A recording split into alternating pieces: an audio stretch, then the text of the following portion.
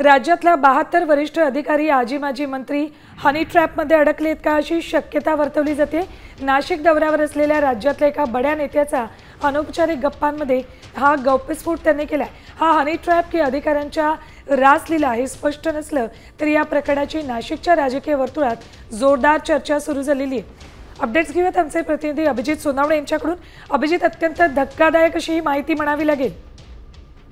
अगदी खरं आहे। नाशिकच नव्हे तर राज्यातील जवळपास 72 अधिकाऱ्यांचा हनी ट्रॅप केल्याची माहिती जी आहे ती सध्या समोर येते आहे। राज्यातल्या एका बड्या नेत्याने या संदर्भात सगळा खुलासा जो आहे तो केलेला होता आणि त्यानंतर खरं तर आता या सगळ्या संदर्भाची चौकशी जी आहे ती देखील आता सुरू झालेली आहे। एकूणच आपण जर बघितलं तर या सगळ्या प्रकरणामध्ये अगदी वरिष्ठ दर्जाचे अधिकारी यामध्ये असल्याचं कळतंय। मात्र हा हनी ट्रॅप आहे की अधिकाऱ्यांच्या रासलीला आहे हे सध्या स्पष्ट होऊ शकलेलं नाहीये। मात्र नाशिकच्या राजकीय वर्तुळामध्ये याची सध्या जोरदार चर्चा सुरू आहे। नाशिकच्या एका पंचतारांकित हॉटेलमध्ये हा सगळा प्रकार घडल्याची देखील माहिती समोर येते आहे।